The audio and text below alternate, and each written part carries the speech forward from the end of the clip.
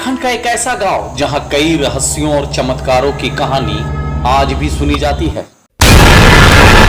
अलौकिक रहस्यों और तंत्र साधना का महत्वपूर्ण केंद्र रहा था यह गांव।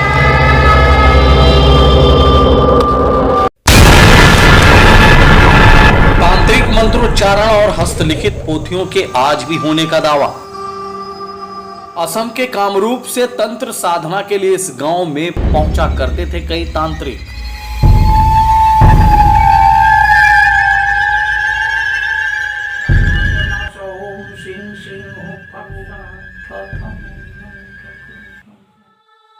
ऐसा गांव जो कभी तंत्र मंत्र की विद्या में माहिर हुआ करता था। कहा जाता है कि इस गांव में जाने से भी लोग डरा करते थे। जादू टोना, भूत पिचाश और कई तरह की बीमारियों को तंत्र मंत्र से ही ठीक किया जाता था। देवघर के मधुपुर अनुमंडल से महज 20 से 25 किलोमीटर की दूर स्थित कौरव ग्राम है। यह वही गांव है जो सैकड़ों वर्षों से अलौकिक रहस्यों को संजोए रखा है। कामरू कामाख्या के बाद देवघर के इस कौरव ग्राम को लोग तांत्रिकों के गांव के रूप में भी एक समय में जाना करते थे।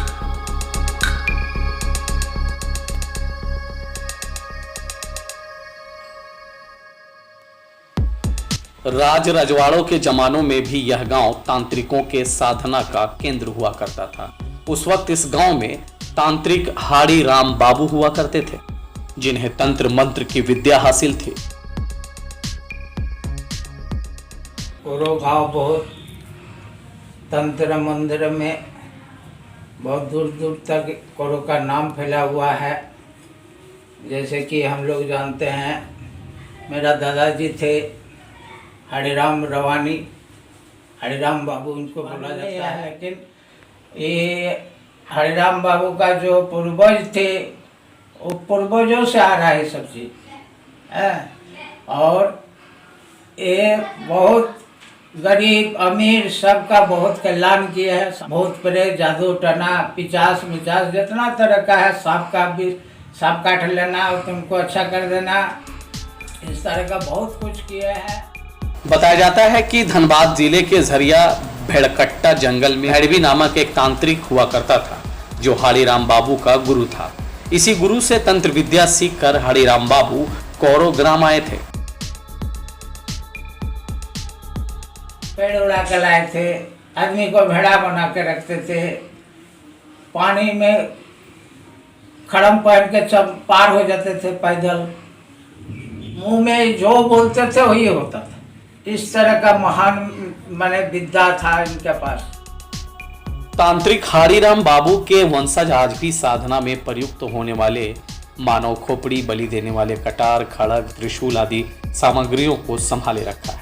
प्रतिदिन सुबह और शाम उनके वंशज साधना स्थल में विधि विधान पूर्वक पूजा अर्चना करते हैं। ओम सर्व सदेवताय नमः, मर्त्य सदेवताय नमः, पाताल सदेवताय नमः, ओम उग्र चंद्रा प्रचंडा चामुंडा। सपेरा आए थे कौरव, आके चैलेंज करते थे, गाली गुलो समूचा कौरव घूम के गुरु का कसम दिए सपेरा लोग।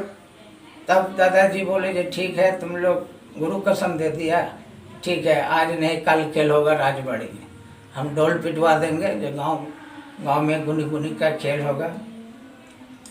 तो उस टाइम राजबाड़ी में 2 कुर्सी लगा, उस कुर्सी में बैठे, एक आदमी को नीचे बैठा दिया, इतना पूछी पढ़ के बोला तुम टुकड़ा करके पैर में दाबो।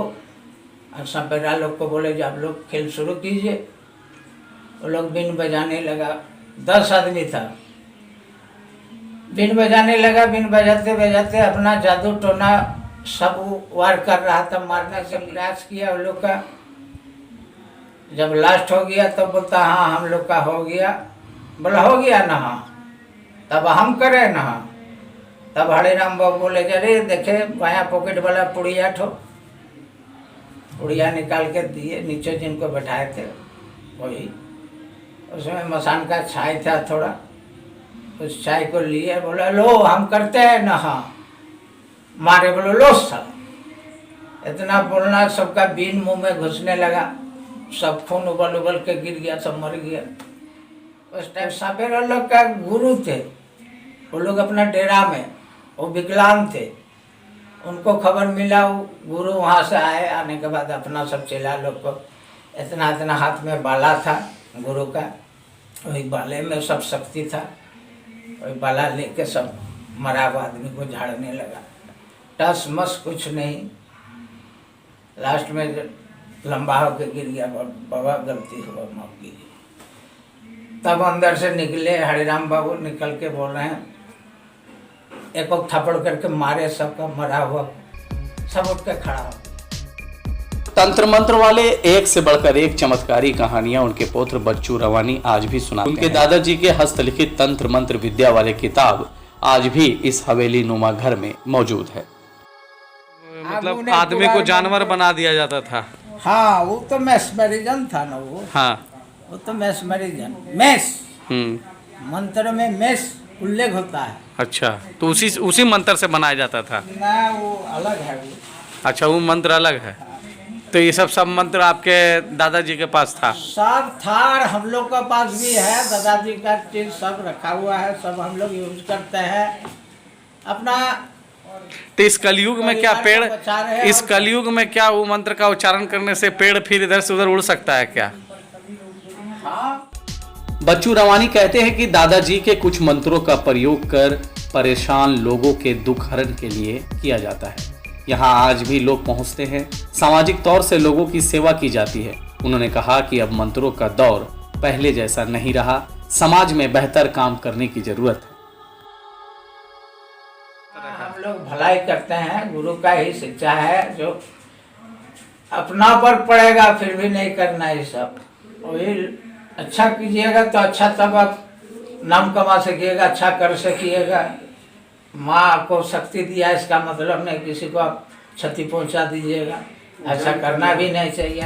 आज तंत्र मंत्र जैसे अंधविश्वासों का दौर चला गया। सांप काटने पर लोग पहले ओझा गुनी के पास पहुंचा करते थे और इसमें पीड़ित की जान चली जाती थी। लेकिन अब समय बदल गया है, नई नई तकनीकियां, इलाज के साधन सरल और आसान हो गए हैं। द वजूद न्यूज चैनल तंत्र मंत्र और ओझा गुनी वाले इस अंधविश्वास का समर्थन कभी नहीं करती है और आपको भी इससे दूर रहने की अपील करती है। से संजय मिश्रा की रिपोर्ट।